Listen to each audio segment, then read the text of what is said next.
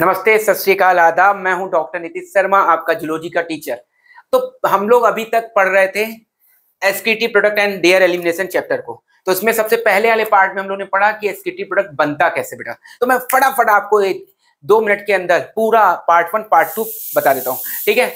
तो एसकेटी प्रोडक्ट जो होते हैं वो बेसिकली किस चीज के बने होते हैं? नाइट्रोजन के। तो इसीलिए हम लोग उनको क्या बोलते हैं? Nitrogen based.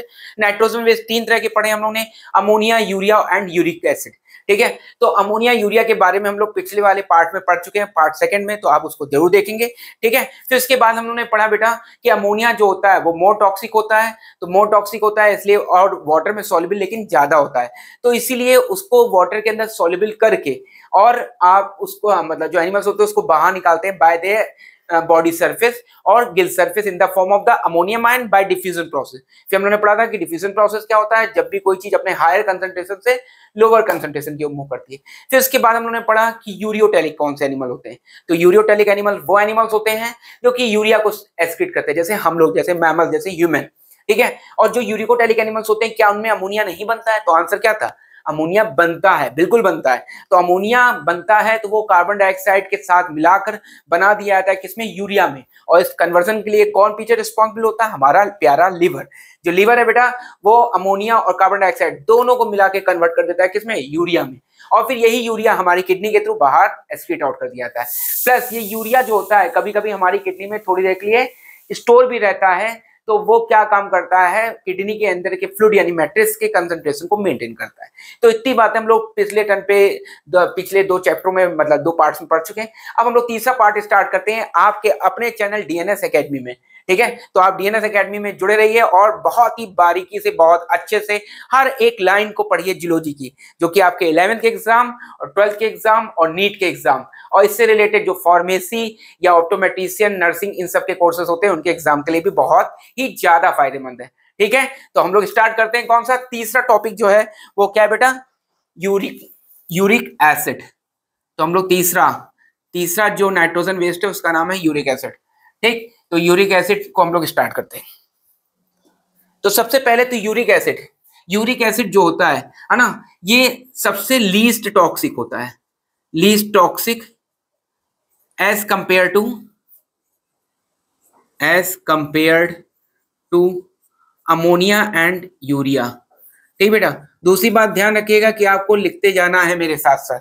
तो ये लीस्ट टॉक्सिक होता है किसके कंपेयर में? अमोनिया एंड यूरिया के, ठीक। फिर दूसरी बात, इनको रिलीज करने वाले जो एनिमल्स हैं उनको बोलते हैं यूरिकोटेलिक, ठीक है। तो animals which excretes uric acid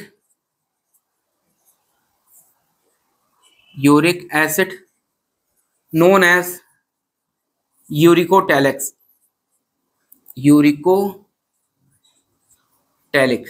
ठीक है। फिर प्रोसेस जो होता है, process of removal of uric acid is known as, क्या कहते हैं बेटा? के अपॉन ए बराबर नोन एज, मतलब के अपॉन ए, ठीक है। यूरिकोटेलिज्म, क्या बोलते हैं बेटा? यूरिकोटेलिज्म, ठीक। फिर नेक्स्ट आते हैं हम लोग। अब देखिए ये दोनों बातें तो जनरल सी हो गई। अब ये जो पानी के अंदर, क्या ये सॉल्युबल ज्यादा रहता है? नहीं। सबसे ज्यादा सॉल्युबल कौन था वाटर के अंदर? अमोनिया। उससे कम कौन? यूरिया। और सबसे कम कौन सॉल्युबल होता है? यूरिक एसिड, ठीक है। तो ये उन एनिमल्स में निकलता है जो कि पानी से बहुत दूर रहते हैं, ज्यादा दूर रहते हैं। तो ना ये एक्वेटिक एनिमल्स में होगा ना लैंड एनिमल्स में, ये कहाँ होगा? फ्लाइंग एनिमल्स में, जो ज्यादा समय हवा में रहते हैं, ठीक है। तो जो यूरिक एसिड होता है वो least soluble in water, uric acid least soluble in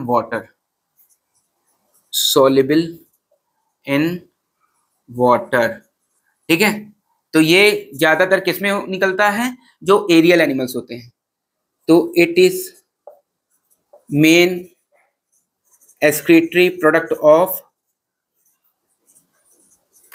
of aerial animals, जो ज्यादातर कहाँ रहते हैं बच्चों? हवा में। एरियल एनिमल्स जैसे बर्ड्स हो गई, जैसे इंसेक्ट्स हो गए, ठीक है। फिर उसके बाद टॉक्सिसिटी देख ली हम लोग ने, सॉल्युबिलिटी देख ली, ठीक है। फिर उसके बाद क्या ये भी वाटर कंजर्वेशन में पार्टिसिपेट करता है? तो बिल्कुल करता है भैया, क्योंकि ये पानी के थ्रू बाहर थोड़ी ना निकल रहा है, ये पानी कम रिक्वायर्ड कर रहा है ना बेटा। तो इट ऑल्सो, यानी यूरिया भी करता था, ये भी करता है। It also participates in conservation of water, participates in conservation of water.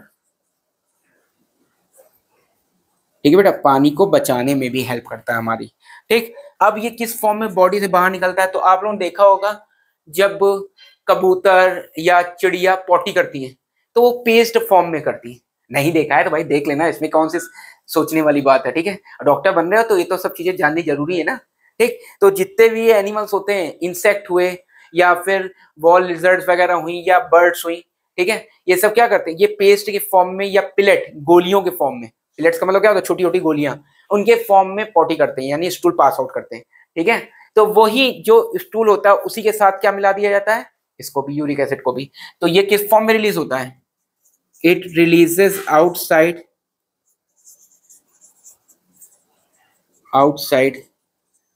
In the form of paste और पिलेट्स। ठीक है, जिससे पानी कम से कम खर्च हो, to reduce the loss of water, to reduce the loss of water. ठीक है बेटा, नोट कर लो। अब इनके एग्जाम्पल देते हैं। तो जो जो एनिमल्स हवा में रहते हैं वो कौन कौन से हैं? तो एक है बर्ड्स, चिड़िया, दूसरा है इंसेक्ट्स। ठीक है, ये दोनों तो हवा में रहते ही रहते हैं ज्यादा समय। ठीक, इसके अलावा कौन सा एग्जाम्पल हो जाएगा? रेप्टाइल्स, जैसे मैंने आपको वॉल लिजर्ड के बारे में बताया ही, रेप्टाइल्स, एंड लैंड स्नेल्स नहीं होते बेटा वो। ठीक है, एक्सेट्रा। तो आप इतना नोट कर लीजिए, this is all about the uric acid. ठीक बेटा, तो आप नोट कर चुके हैं इसके बारे में। ठीक, अब हम लोग इसके आगे चलते हैं। ठीक, तो मैं इसको रब कर रहा हूँ, आप स्क्रीनशॉट ले लीजिए इसका। अब यहाँ बेटा हम लोग ने जो एक्सक्रीटरी स्ट्रक्चर देखे थे उनके काम देखते हैं। तो हम लोग ने एक्सक्रीटरी स्ट्रक्चर, एक और मैं एक्सक्रीटरी स्ट्रक्चर्स के नाम लिखूंगा, ठीक है, और एक और उसके फंक्शन लिख दूंगा। ठीक है, तो क्या क्या किस एक्सक्रीटरी स्ट्रक्चर, तो हम लोग ने बेसिकली कौन सा पढ़ा था? पहला पढ़ा था हम लोग ने प्रोटोनेफ्रीडिया। कौन सा पढ़ा था बेटा? Protonephridia, nephridia. ठीक है, या जिससे हम क्या बोलते हैं? फ्लेम सेल भी। ठीक, फिर उसके बाद दूसरा हम लोग ने पढ़ा था नेफ्रीडिया। क्या पढ़ा था बेटा? नेफ्रीडिया। फिर तीसरा पढ़ा था मेलपीजियन ट्यूबल, मेलपीजियन ट्यूबल। फिर उसके बाद नेक्स्ट कौन सा? किडनी। ठीक बच्चों, इतने हम लोग ने स्ट्रक्चर पढ़े थे। तो देखिए बेटा, प्रोटोनेफ्रीडिया का काम जो होता है वो आयन और फ्लूइड के वॉल्यूम को मेंटेन करना रहता है। तो मेंटेन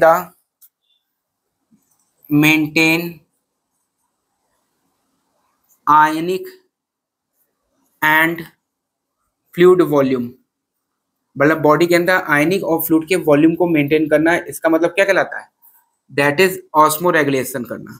तो ऑस्मो रेगुलेशन का मतलब क्या होता है? जब कोई स्ट्रक्चर वाटर के और आयन के कंसंट्रेशन को बॉडी में मेंटेन करता है तो उसको क्या बोलते हैं? Osmo regulation. अभी मैं नोट करके लाइन लिखवा दूंगा, ठीक है। तो ऑस्मो रेगुलेशन की मीनिंग क्या होती है ये लिखवा देंगे, ठीक। लेकिन नेफ्रीडिया क्या काम करता है? ये तीनों ही स्ट्रक्चर यानी नेफ्रीडिया, मेलपीजियन ट्यूबल और किडनी, इन तीनों का काम बेटा क्या होता है? Removal of nitrogen waste and excess amount of water, amount of iron and water, iron and water, that is osmoregulation।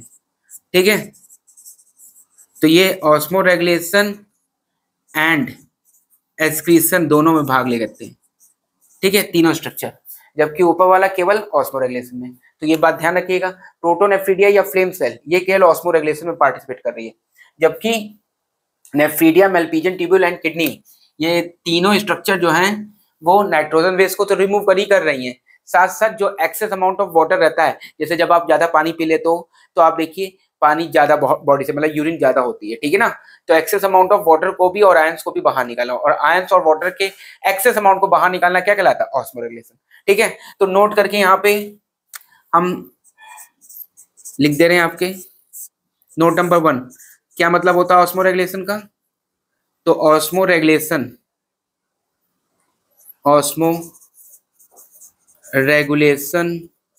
Means क्या होता है बेटा, removal of excess water and ions,